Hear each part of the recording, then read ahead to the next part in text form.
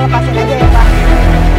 Polemik aturan ekspor benih lobster menuai pro kontra pada kalangan nelayan. Di Kabupaten Tasikmalaya, Jawa Barat, terdapat para nelayan pinggiran yang paling merasakan dampak akan legalisasi pengambilan telur lobster. Ya seharusnya gitu dimusnahkan gitu yang ambil benur. Di sisi lain, masyarakat yang tinggal di wilayah pesisir Tasikmalaya hingga kini masih berjuang merajut asa demi mendapat penghidupan yang layak. Kegulung ombak gimana? Saya takut banget tuh. Selamat datang di Indonesiaku.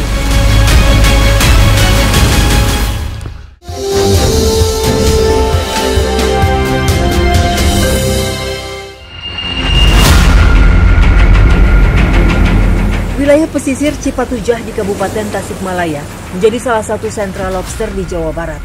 Tak sedikit nelayan yang membawa hasil tangkapan dari laut, kiloan lobster berukuran besar. Di tengah kekayaan populasi lobster yang dimiliki selatan Pulau Jawa, terdapat polemik terkait aturan pengambilan benih lobster. Pertengahan 2024 lalu, pemerintah RI kembali sajikan regulasi penuh kontroversi. Banyaknya aksi penyelundupan bibit lobster menjadi dalil pemerintah untuk membuka kembali ekspor. Secara ekologis, hal ini tentu memiliki dampak buruk yang signifikan. Hilangnya benur lobster di perairan Indonesia akan mengancam kelangsungan hidup endemik tersebut. Saya bertemu para nelayan pinggiran di pesisir Cipatujah. Pak Dani dan para tetangganya sehari-hari menggantungkan hidup dari pinggir laut karena tak mampu memiliki perahu.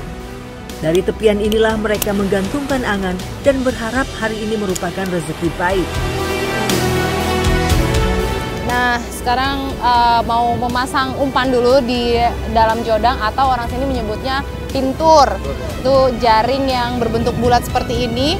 Umpannya dari mata lembu untuk mengambil lobster ya Pak. Alat melaut yang digunakan amat sederhana. Jaring dan jodang ini belum diganti Dani. Dari awal punya sejak belasan tahun lalu. Sementara umpan kerang mata lembu ini mudah didapat di sekitar terumbu karang. Usai memasang umpan di jodang, kami mulai berjalan ke arah laut. Ternyata di dasar air itu penuh terumbu karang. Jadi melangkahnya harus teliti banget ya Bu, tajam-tajam. Aduh, tuh. Kadang-kadang ada yang dalam, ada yang dangkal. Dan ini memasang jaring atau jodangnya itu kurang lebih 500 meter dari daratan. Jadi kami sekarang masih jalan terus ke depan sana. Kami akhirnya menginjak spot untuk menaruh jaring dan jodang.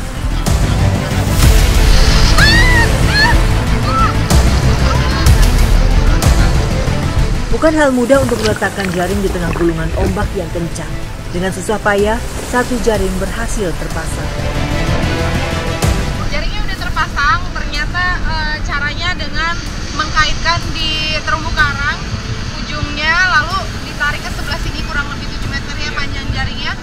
Dan kita sekarang mau ambil jaring yang sudah dipasang di hari sebelumnya. Kami kemudian bergeser ke spot yang telah terpasang jaring. Para nelayan pinggiran ini hafal betul posisi jaring yang telah diletakkan.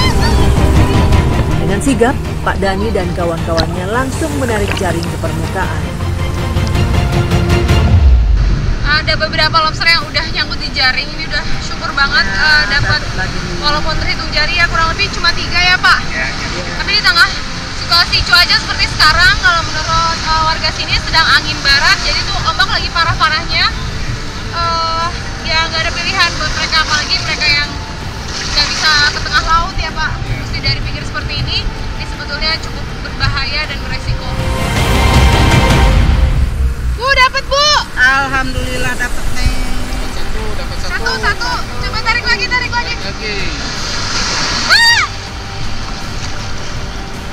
Ah, ombaknya gede banget Pak di belakang. Upaya saya mengikuti aktivitas para nelayan pinggiran bak mengancam nyawa. Berkali-kali kami diterpa ombak karena saat ini sedang musim angin barat. Cuaca yang amat tak bersahabat bagi para nelayan.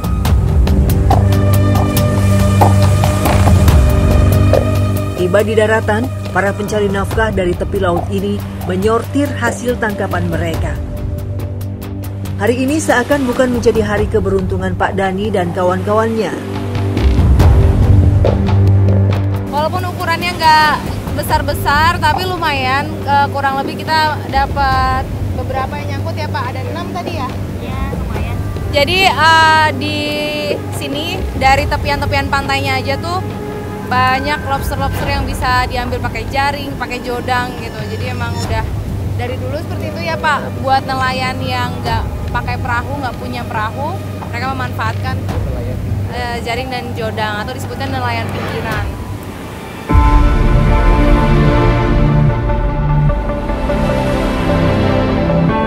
Mang Dani udah sejak kapan sih jadi nelayan pinggiran? Udah lama sih, ada berapa tahun di sini.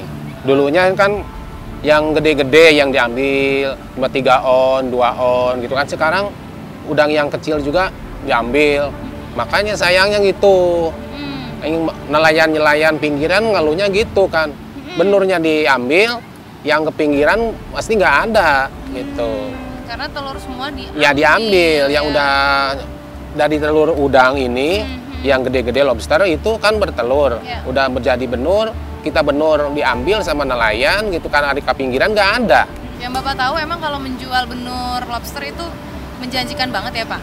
Ya iyalah, itu sayang sekali itu ke nelayan pinggiran. Makanya waktu dulu kalau Ibu Susi, kalau dulu kan nggak boleh, yang kecil nggak boleh diambil, lobster yang segini nggak boleh diambil, ambilnya yang gede doang gitu.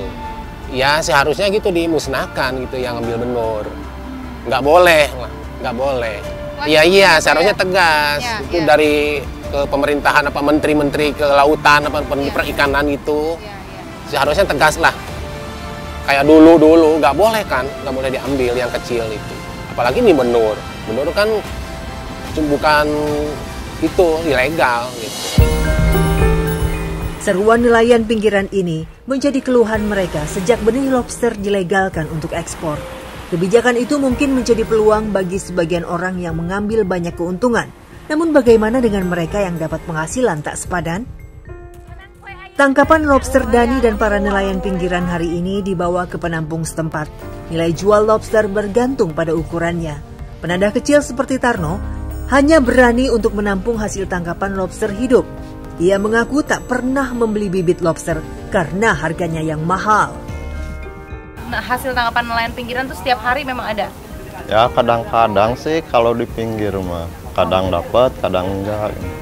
Bapak membelinya harga per kilo ya? Iya. Berapa? Tergantung ukuran lobsternya. Tapi pernah nerima benur lobster? Enggak. Nggak pernah? Nggak pernah. Penjualannya gimana Pak? Bapak jual lagi kemana gitu? Mengirim lagi kemana? Kalau kita kasih lagi ke bandar yang lebih besar. Usai ditimbang, lobster tangkapan Pak Dani, Bunung dan kawan-kawan tak mencapai 3 kg, yang setara dengan Rp80.000. Hasil ini pun harus dibagi 5. Sungguh angka yang tak sepadan dengan resiko mereka. Bunung, dari hasil hari ini, Ibu dapatnya berapa? Alhamdulillah tadi dapat 15.000 karena dibagi-bagikan buat 5 orang tadi. Rasa-rasanya tuh nggak sepadan gitu Bu, 15.000 dengan bahaya yang Ibu hadapi. Iya, di emang. Gulungan ombak seperti tadi. Iya, ya tapi Neng kan udah resiko, harus gimana lagi. Pencarian sehari-hari orang-orang di sini itu yang disebut nelayan pinggiran Neng. Gitu. Selain itu juga kalau pakai perahu ya butuh uang yang butuh banyak. biaya banyak Neng, iya. Belum perahunya, gitu, belum mesin. Kebutuhan perahunya itu banyak kan, belum solarnya kan. Nenek 9 cucu ini masih berjuang demi melangsungkan kehidupan. Keinginan sederhananya seolah sulit digapai di kala usia senja. Sungguh memilukan.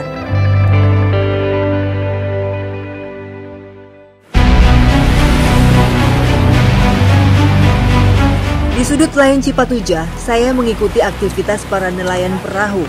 Sehari-hari mereka pergi ke tengah laut untuk menjaring ikan. Pak Wawan dan rekannya menghadapi rintangan cuaca tak menentu dalam beberapa bulan terakhir. Kondisi seperti ini mau tak mau dihadapi. Meski cerah, gelombang tinggi terus menghantui. Saat jaring kami angkat, sejumlah ikan berhasil tersangkut. Wah, ikan apa ini Pak? Ikan kakap putih. Kakap putih. Ini dapat ikan setelah sudah hampir 1 jam. Kami ada di atas perahu Terombang Ambing dan ini belum seberapa mungkin ya Pak, karena jaringnya ini masih panjang, total keseluruhan kurang lebih 100 meter. Sebelum fokus menjadi nelayan ikan, Wawan dan rekannya pernah menjadi pelaku penangkap benyur lobster. Di titik ini, benih-bening lobster sangat mudah dijangkau. Saat tengah menjaring, saya menguji Pak Wawan untuk mencari benih lobster di lokasi perairan ini. Nah, ternyata salah satu cara ngambil benur itu bisa pakai kain atau kaos gini aja ya, Pak ya.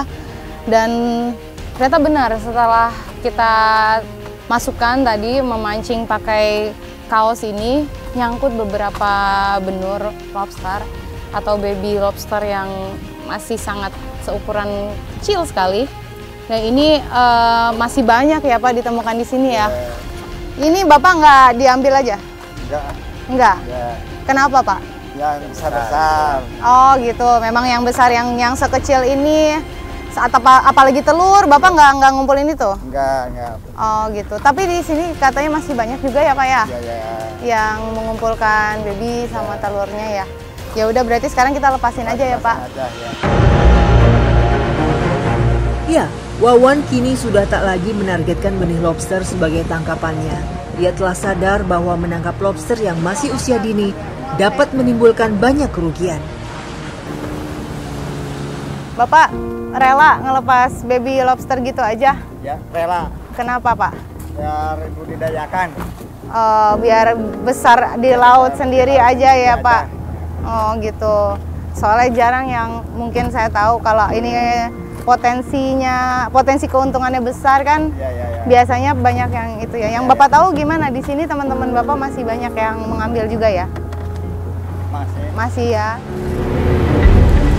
Wawan hanyalah sebagian kecil dari mereka yang masih dominan menangkap benih lobster di perairan Cipatuja. Tak dipungkiri, nilai jual benih lobster jauh lebih tinggi dibanding ukuran lobster besar yang dijual kiloan. Benih lobster bisa mencapai Rp25.000 per ekornya. Hal ini menjadi dilematis di kalangan nelayan.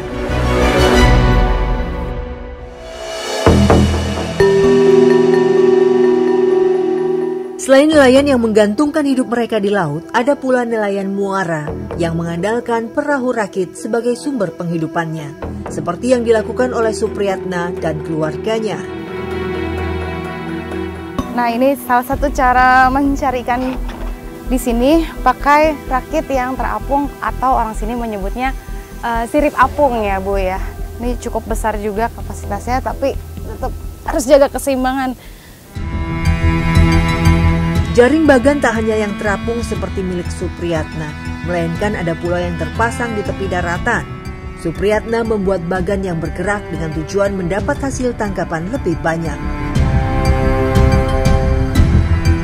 Nah, jadi perahu rakit yang terapung ini agar posisi untuk menangkap ikannya bisa berpindah-pindah. Jadi malah biasanya Pak Supriyatna semalaman ya Pak bisa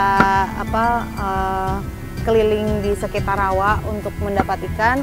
Jadi tempat ini bisa untuk beristirahat, dan kalau sudah ada beberapa hasil tangkapan mungkin diolah juga ya Pak ya buat makan, istirahat di sini. Cara untuk memasang jaring membutuhkan tenaga dari dua sisi berbeda. Saya menarik dari sisi belakang agar jaring bagan yang di depan terlepas ke dalam air. Tak memakan banyak waktu, Supriyatna dan istrinya mengangkat jaring di bagian depan. Hasil tangkapan di rawa ini bukanlah ikan besar seperti yang ada di laut, melainkan hanya ikan kecil dan udang kecil. Setelah beberapa kali memasukkan bagan ke dalam air, hasil tangkapan kami bawa ke tempat Supriyatna beristirahat di perahu rakitnya. Nah, seperti ini tempat istirahatnya Pak Supriyatna, dan perahu rakit ini kan masih manual. Tidak ada mesin di sini, jadi dayung. Jadi ya seadanya aja, peralatannya seperti ini. Kalau mau istirahat tidur juga di sini. Saya dan ibu-ibu hanya sampai setengah hari mengikuti kegiatan di Bagan Terapung ini. Sementara Supriyatna biasa menghabiskan waktu di sini selama berhari-hari demi bisa meraup pendapatannya. Sejak kapan Pak Bapak punya sirip ini, sirip apung? Udah hampir 9 tahun. Memangnya kalau sehari kira-kira bisa dapat berapa sih Pak hasil tangkapannya? Ya paling minim lah 5 kilo, 5 kilo, 3 kilo. Oh gitu, tapi ini yang kecil-kecil ya Pak? Iya, kalau sekarang cuacanya lagi kurang bagus. Lagi banyak anginnya, angin kencang terus. Dari Bapak punya sumber pendapatan di sini, hasil yang Bapak dapatkan untuk keseharian Bapak, untuk membiayai anak-anak Bapak, itu bagaimana, cukup nggak? Ya cukup sih. Sebenarnya nggak cukup.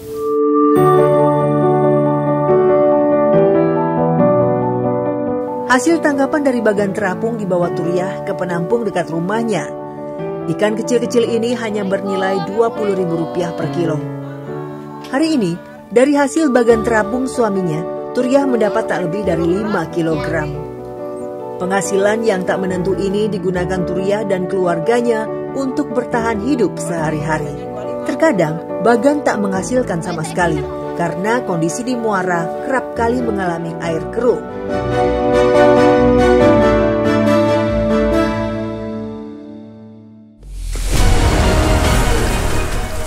Pernah hanyut ya, ke tengah.